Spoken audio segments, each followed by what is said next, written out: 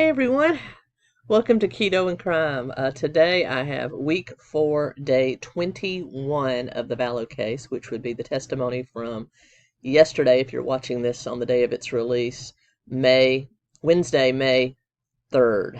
And for those of you that are watching this on Thursday, May 4th, May the 4th be with you. It is a wonderful geeky holiday and I love it.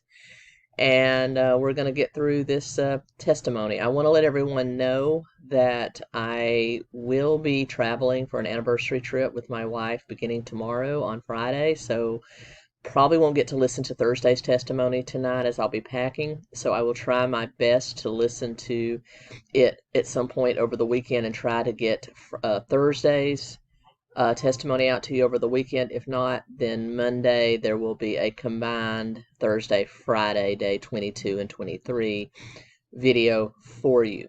So just wanted to let you know. There will be a video tomorrow. I had the pleasure of speaking with activist, educator, producer, actor Buck Angel on current topics. This will be a highly political video. There's no way around it. So if you're not wanting to listen to that, I highly recommend just waiting until the next day bell upload. But with that being said, let's dive in to see what's on the docket for today. The highlight for Wednesday was 𝗚𝗏𝗀𝗏. We will definitely be talking about that. And so with that being said, let's dive in. All right. First witness of the day is Audrey, and I'm probably going to mispronounce her name, 𝗏𝗏𝗃𝗀𝗃. So we're just going to say Audrey. She is a friend of Lori's that lives in Missouri that they had met at a couple of conferences. Tawana Rawlings is questioning Audrey, and they kind of question her on her background and the fact that she first met Lori at a LDS conference in November 2018. She stayed at Lori's house at the end of the conference. She mentioned that 𝗓𝗏, Chad, Melanie Gibb were also at the home. Rawlings asked Audrey if she observed Lori and Chad together. She said yes and no. I observed every once in a while they looked at each other. She said there was definitely a vibe. Her next contact with Lori was in February of 2019. Chad asked Audrey to be Lori's friend. I thought they were already friends. Chad, he asked me to be her friend and that she needed a friend. He said that he couldn't talk to her all the time, that maybe someone to uplift her or be a friend. I said, okay. Okay, Chad. Audrey said she spoke with Lori every few weeks on the phone. They talked more about spiritual things, everything going on with their spiritual well-being, not so much about personal life. They did see each other once in person the summer of 2019 at a faith-based event in Utah. Audrey was living in Utah at the time of the conference. Lori stayed at a hotel. Audrey spent time with Lori, 𝗓𝗏, Melanie Gibb, and other women she didn't know. At the end of being there, Lori brought up wanting to work on her husband at the time. Rawlings asked what that meant. So we're talking about Charles Vallow here. She said that she basically spouted all the nonsense about zombies and going dark and the light and dark scale. Now, if any of you watched the Lifetime movie on this subject, this would be the conference that was highlighted in that particular movie. And I did review that movie. I'll put it right up here. It was okay. It was an okay movie.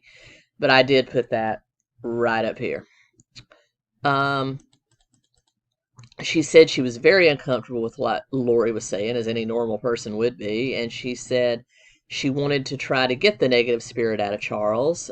She asked everyone to hold hands, and they started doing blessings and knives, and then she said she was going to get the spirit out of Charles, and she was talking about things like knives and guns and weapons. That's how you get a spirit out of somebody.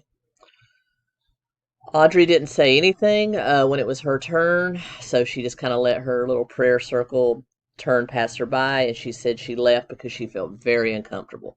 She kept in touch with Lori on the phone. She then talks about how she first met Chad at a conference in St. George in 2018. She said she read 3 of Chad's books, God bless you, And Audrey responded and asked him some questions about the books. So they talked a little bit about what his books entailed, such as they were fictional, apocalyptic, yada, yada, yada. Her and Chad then started to talk on the phone after this meeting, and then she began chatting with Lori. So, yeah.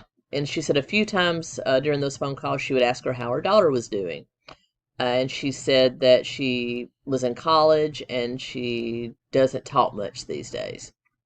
And this was fall of 2019. So depending on the date, either 𝗙lie was already on the outs with them or she was already dearly departed. She said she met JJ and Tammy once.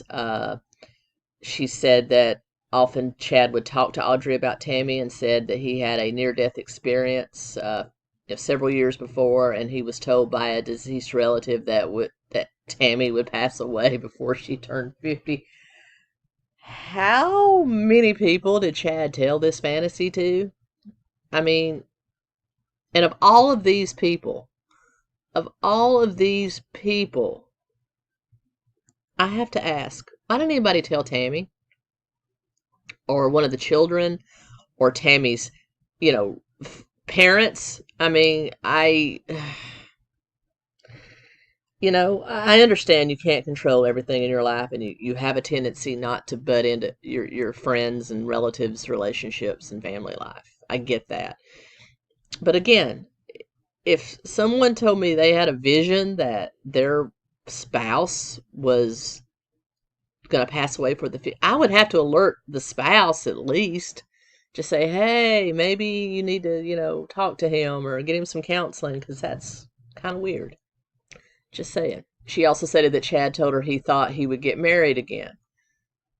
Again, more reason somebody should have been told. He said he didn't tell Audrey for a while who he would marry, but eventually said Lori, and was calling Lori Alana because that was her spiritual name. He said that he and Lori had been married in past lives, and that during that time he was James the Apostle. Oh, good God. Audrey then moved to Missouri and hopefully changed her number, and asked if she and Lori asked if she and her niece Melanie could come to see church historical sites. They had some free time and they wanted to see the sites as they had never had them before. Remember, Missouri is where, we're talking Brigham Young, Joseph Smith, all of that stuff right there. That's where, Joseph Smith was imprisoned in Missouri, in Liberty Jail. So, Missouri's very heavily historical for LDS. Audrey met up with Melanie and Lori, and they went to the temple. They went to all the, historical sites in Missouri, including Liberty Jail. And then this is where Lori told Audrey all about more about zombies, and they have to be taken out. And she said that Chad could tell if somebody was light or dark, convenient, and that whether they were predominantly good or bad. She told Audrey her husband was dark, and later on she said JJ and 𝗙lie were dark. She also said Tammy was dark. Now, before, according to Chad, Tammy was going to pass on to fulfill some spiritual, godly purpose beyond the veil. Now she's dark. Lori said that one or two of Melanie's children were also dark. Now, I assume she's talking about Melanie Boudreaux right here, and that is the reason Brandon got those children the heck away from her. And basically, anybody that did not fit into her and Chad's master plan, conveniently dark. While they were still there, they invited Audrey to stay in their hotel room so she didn't have to drive home. She did. Lori said that Tammy had a spirit that needed to be taken out. I told her I did not want to help and did not want to participate. So basically, Audrey's like, okay, you can do your thing. I don't want any part of it. And they said prayers. She didn't really participate, and that she asked for God's blessing and to help Tammy to take out the spirit. Now, this was again fall of 2019. So this was, the same month that Tammy would end up dying. Then Lori told her that if getting rid of the dark spirits didn't work, they would have to go to other ideas. And so we know what those other ideas were. She's then asked Audrey if she remembers getting a text from Lori saying they had done a lot of work, but it didn't work, and another one got in. And basically, Audrey says yes, and that Lori followed up with, what do you suggest I do? And she said she couldn't understand why she was asking her for guidance because she didn't really believe in any of this stuff. And then she talked about how Chad had said that even though a zombie had infiltrated, the human body would still remain alive, and they didn't want the person to be helped. They didn't want the person to live. So, really weird. And then toward the last part of October 2009, Audrey went to Hawaii, and Melanie and Lori picked Audrey up. They all stayed in a hotel. She's then asked if she recalls anything about her stay in Hawaii, and she said it was very uncomfortable. She said that there were lots of just weirdness, and Audrey begins crying at this point. She said while in Hawaii, they rode on bikes, they spent time at the beach. Lori's behavior was weird, and sometimes she was irritated with Melanie, other times she was swinging and laughing, and at times she seemed agitated or snippy. So this is the end of October. So both children are dead. Tammy's dead. And this is, of course, I'm sure, waiting for Chad to get there or to return to bring Chad back. She said that Lori would get a lot of phone calls and would leave for a long time, and Audrey would stay with Melanie. She was getting uncomfortable. Melanie was uncomfortable. Lori then, after one phone call, said she was going to leave. Melanie got snippy and said she didn't want to leave. So Audrey decided to stay with Melanie in Hawaii, and Lori bought a ticket to go back to Idaho. And then Audrey left with Melanie on a few days later, and yeah. And Audrey said she would pay her condolences in person to Garth because she had been very close to his mom. So, this is around the time of Tammy's death. During the time she was there for Tammy's death, she stayed at Lori's apartment. She said Chad and Lori were kissing and hugging. He often came back late at night to stay at the apartment. We know why. Melanie stayed in one of Lori's rooms while in Rexburg. And then they all went to Temple. And then after that, Rawlings has no further questions, and the witness is tendered. Jim Archibald then cross-examines. He asked her, if I take this right, you spent time with Lori and Chad in 5 different states, and he lists off all 5, so Utah, Missouri, Hawaii, Idaho, and Arizona. Is that right? And she says yes. He asks Audrey how old she is. She says she's 34 and single. Are you trying to date her, Jim? Why does she need to know? Anyway. She works remotely at a customer service job, so she works from home. He asked her about preparing a people, and Audrey said preparing a people, and she said she's familiar with it. Archibald says preparing a people for what? And she says for the end of the world. He asked her why she was into that, and she says, well, I'm just interested in learning about the subject.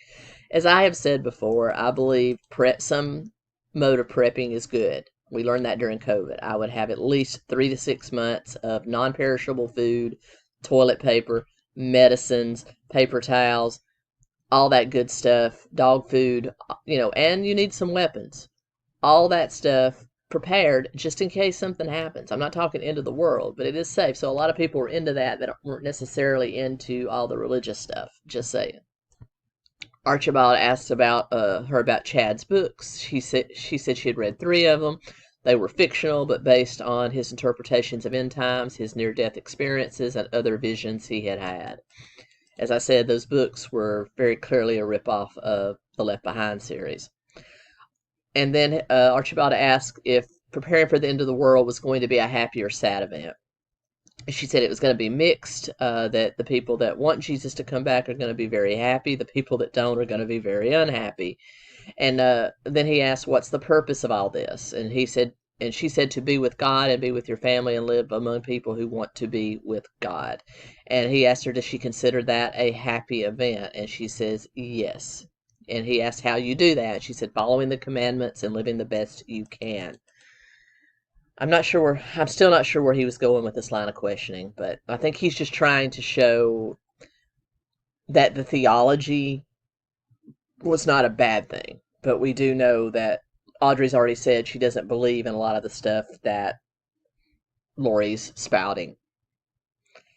He then asked Audrey if she had ever met Alex Cox, and she said she met him one time in Idaho at the end of her friendship with Lori, and asked if she ever met Charles Vallow. She said once in November 2018.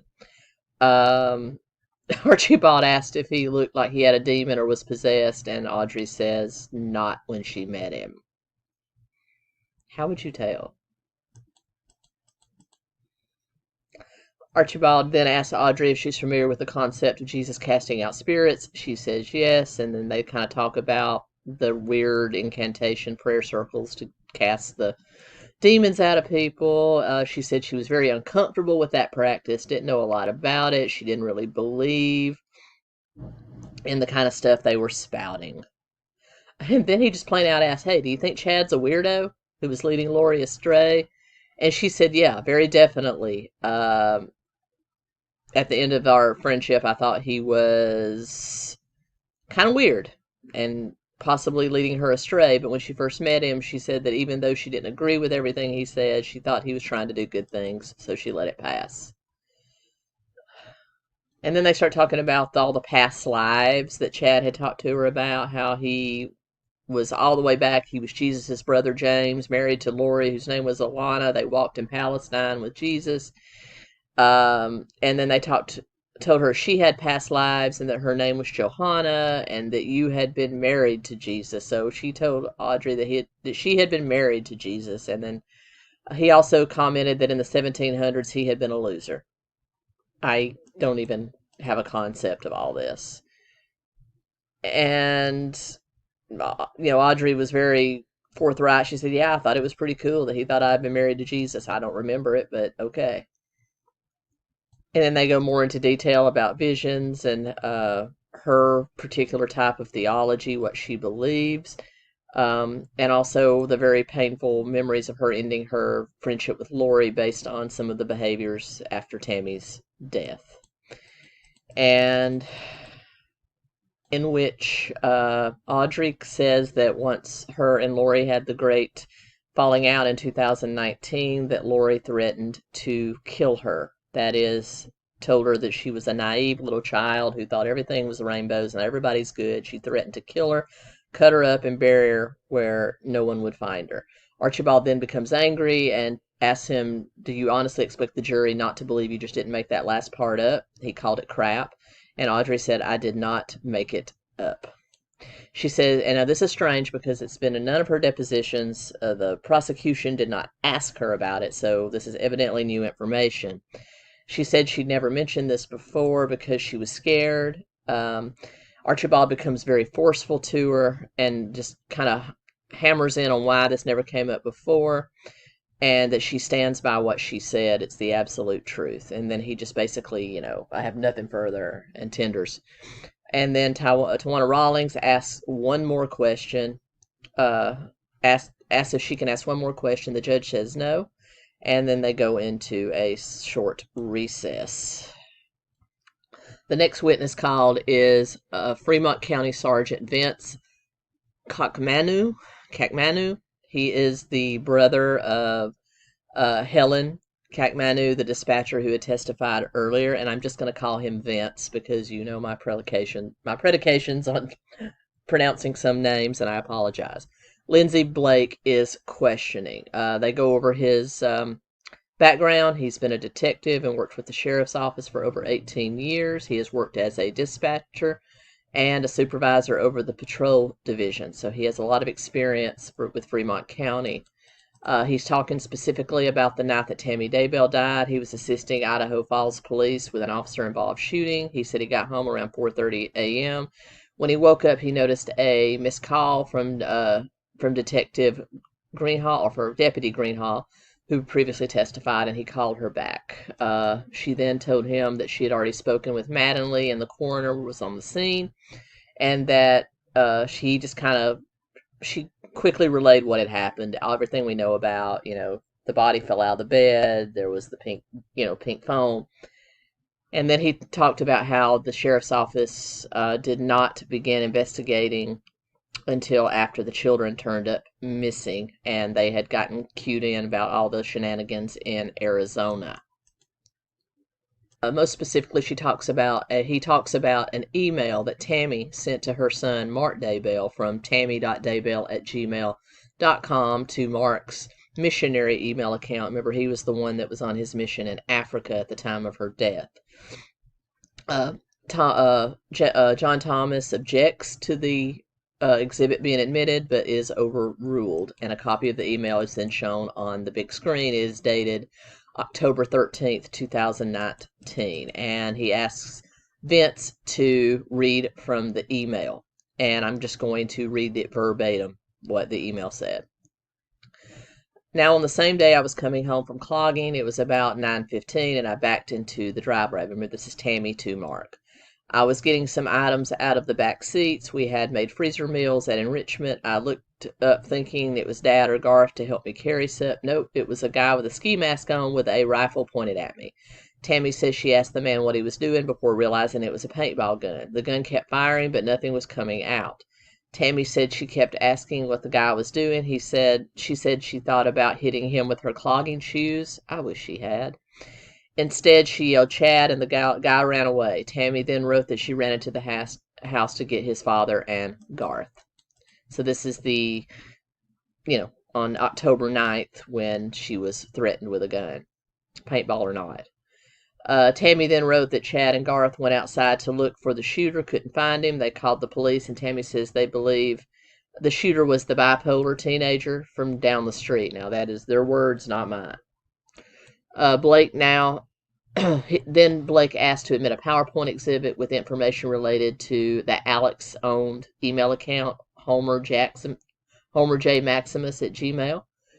Thomas again objects, saying this is improper to have a detective read verbatim.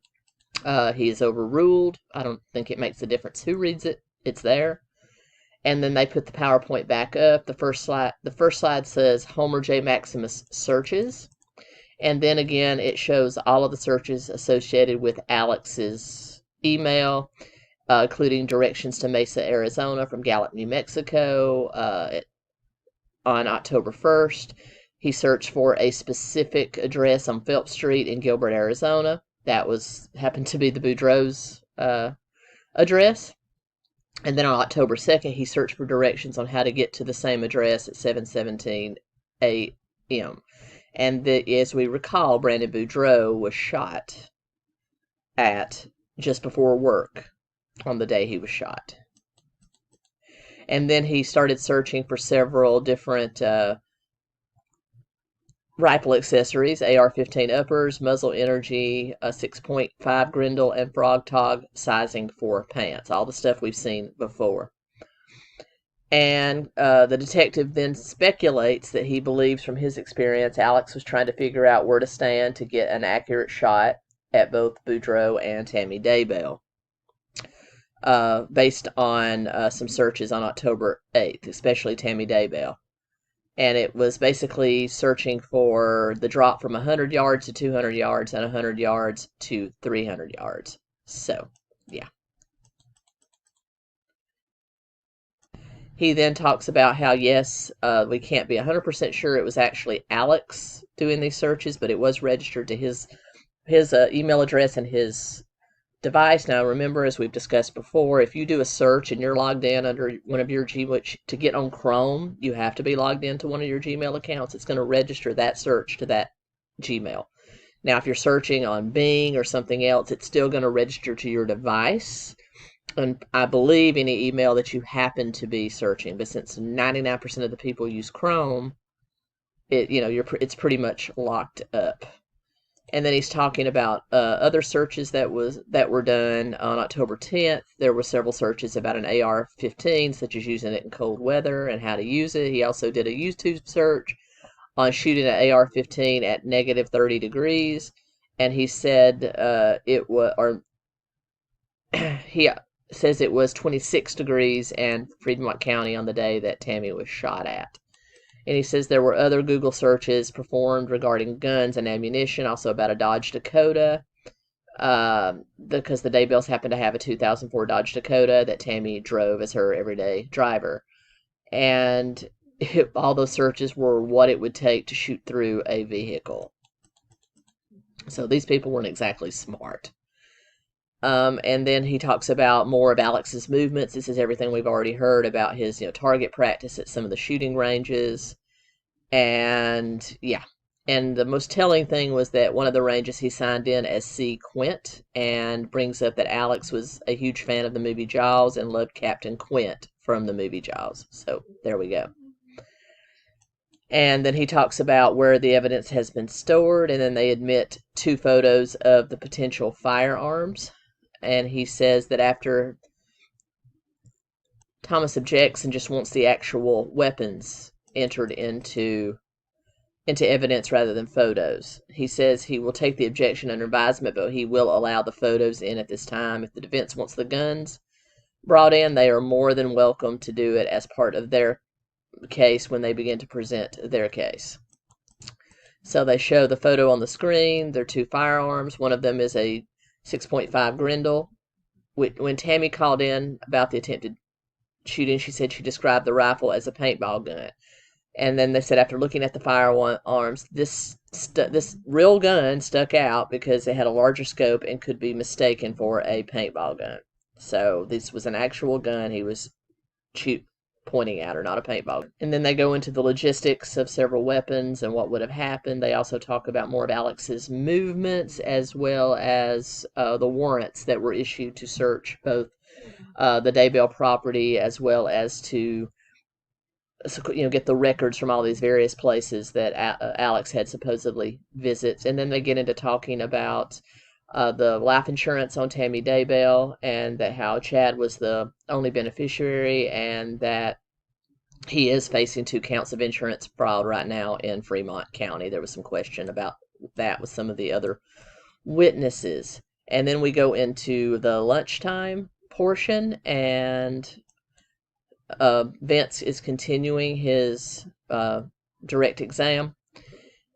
They talk about the procedures for taking firearms into custody, and they make sure they're unloaded and that they have been made inoperable, and how they store them.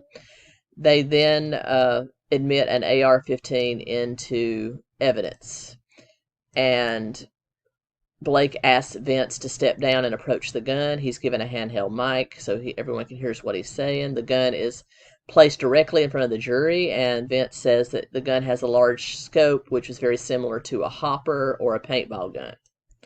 And then they hold the gun where the jury can see it. Blake then tenders the witness, and John Thomas proceeds with cross-exam. He asks again to describe his professional background. When he became a detective, he went to training. He goes back, and then they go back and review all the events from the morning of Tammy Daybell's death. He is then asked if he made the call, there would not be any follow-up investigation, and he says he didn't make the call. He believes Detective Mattingly and Lieutenant Powell made that call, but he said that he was there and did assist with everything. And then, of course, when all the shenanigans broke out, they began investigating.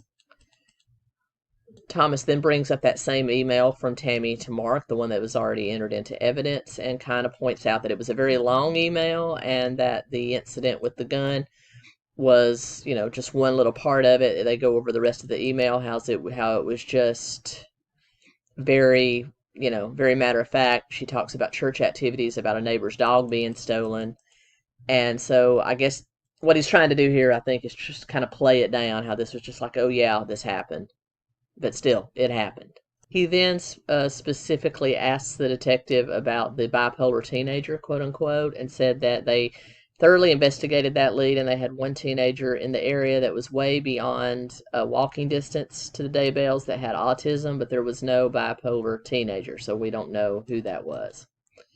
And then they talked about who may have stolen the neighbor's dog, and just kind of basically he's trying to rip this apart. And then they talk again about all of the search warrants and things like that. And then they bring up some more of Alex's Google searches from October 10th.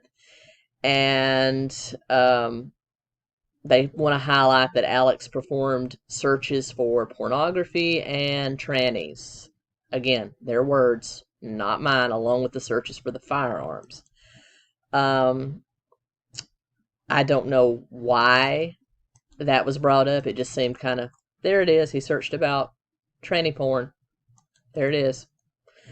So anyway, then they talk more about warrants, and again he asked if the autistic teenager and the husband of the dog thief, because eventually Tammy helped them find out who had stolen their neighbor's dog, were considered potential suspects, and he said no, that they were fully cleared by their investigation.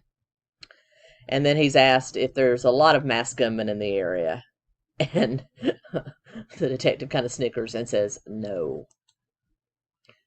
And then he asked if he ever questioned Tammy Daybell specifically about this incident. She said no, because she died within 10 days of the incident. So, slap, Thomas, you idiot. And then he tenders the witness. The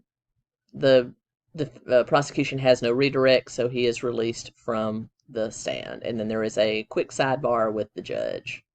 There's some argument about whether or not the large items or guns or photos of the guns should be admitted into evidence. Again, it goes back to the previous ruling that what's admitted is admitted, and they can admit whatever they want when they decide. Everybody seems to agree about that. And then there's some shenanigans about 𝗵𝗿𝗁𝗂𝗀𝗶 testifying, as he is the next witness, and the defense 𝗟cie𝗹𝗶𝗀 specifically is saying that they believe 𝗵 has violated the rule because he's already listened to interviews and testimony and given interviews relating to everything that's about to be seen, and his view may be tainted. They bring up the exclusionary rule, and they go on break to discuss these issues.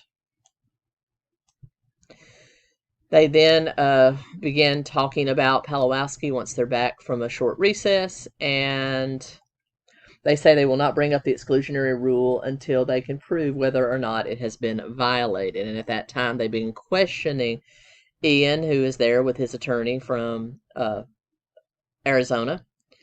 And 𝗵 says his wife has not listened to any witness testimony, but after her ex-husband Brandon Boudreaux testified, she did look up some headlines, and 𝗵 says he has seen headlines but has not read or watched anything. And then after the prosecution finishes, 𝗟cie𝗹𝗶𝗀 begins questioning, and he asks 𝗵 if he was in the same meeting when Melanie met with the FBI agent and Lindsay Blake. 𝗵 says no. 𝗵 says he and Melanie arrived in Idaho on Monday from Arizona, and that he and Melanie have talked about the case, but they have been very careful not to deep dive into anybody's opinions. And then they ask him why he brought an attorney who happens to be the same attorney representing 𝗪𝗎𝗪, and he says he just wants an attorney with him for safety reasons. And then 𝗟cie𝗹𝗶𝗀 says, you're claiming you don't know anything about this case because you haven't listened to anything since it started 5 weeks ago. And 𝗵 says, correct. And so 𝗟cie𝗹𝗶𝗀 has no further questions about the exclusion rule, and then Blake decides that she's going to question him about the exclusion rules, but takes a quick break. When they come back, Blake asks 𝗵 to clarify again that he has not read or watched anything about the trial. He says he has not. At that time, the judge says he has not violated the exclusionary rule, so he will be allowed to testify, and all this was happening with the jurors still in the jury room. And then the jurors are brought in, and he is officially called as a witness, and the prosecution with Lindsay Blake begins to question him. He is introduced as to who he is. He talks about how he met Lori briefly right after he started to date Melanie in November of 2019, and that Melanie is Lori's niece. 𝗵 traveled to Arizona for Thanksgiving in 2019. He said he first met Chad the first time he met Lori at the apartment next to Melanie in Rexburg. There was not that much discussion about any of the kerfuffle, but he did confirm that he did go to Lori and Chad about asking to marry Melanie. He said he spoke with Lori less than a dozen times and has even fewer interactions with Chad. He said at some point in those conversations, Lori did talk a little bit about her beliefs, such as she discussed beliefs about possession and locking Satan away. He said those are the two that stood out to him the most. Ian says Melanie was present for all the conversations he had with Lori. Lori brought up castings whenever Chad was present, and Ian says Lori did most of the talking, and Chad acted as a support to what Lori was saying. And then Blake asked him about multiple probations and creations. He said he doesn't recall anything specifically along those lines. And then he said Ian, after he returned to Rexburg following Thanksgiving 2019, Chad and Lori were gone. And then they started asking about his knowledge of J.J. Vallow and Tylee Ryan. He said he had really no knowledge of what had happened to them. He said he saw backpacks and luggage packed in Lori's apartment around that time after Thanksgiving that said they looked like they may have been for the children. He said Lori never mentioned J.J. or Tylee. Ian does confirm he is LDS and does have basic beliefs in the basic theology, but does not believe in what Lori and Chad believed, even though he's open to hearing more. He did confirm that the first time he heard about zombies, light and dark, was through Melanie, and then he remembered Lori bringing it up in a few conversations after, but he didn't really have any specifics about who was light or dark at the time he first heard it. And then he said after the investigations began, Lori did tell him that Detective 𝗟𝗀𝗃 and Detective Hope of Rexburg Police were zombies and dark. Convenient, huh? And then he said it really turned for him when he married Melanie, and Melanie dumped everything on him and shared everything when they were staying at the Bellagio in Las Vegas, and he said his 2 children were with them. He said the next morning he got up, his daughter was gone. She was gone for about 15 minutes, and she was nowhere. He couldn't find her. He said he was very, very scared. He finally heard some giggling from behind the curtain, and that really spooked him. He said, with all this talk about light and dark and everything that was going on and the children missing, that he really spooked him. And he said he was worried about the safety of his children and his ex-wife's safety. He said that less than a week after he married Melanie, he went to the Rexburg police and he filed a report and basically told them everything that he knew. He said that they recorded their conversations. He says that Chad and Lori never confessed to a crime, but he did tell them all about the dark conversations they've been having, their flippant attitude toward law enforcement. And he says that his wife looked to Chad and Lori as a mother and father figure. And Blake has no further questions. And Thomas will cross-examine. But before the true cross-exam can begin, they do break for the day. So I will be back as soon as I can with today, Thursday, May the 4th, testimony as quickly as I can this weekend or on Monday. And until next time, 𝗙 and 𝗀.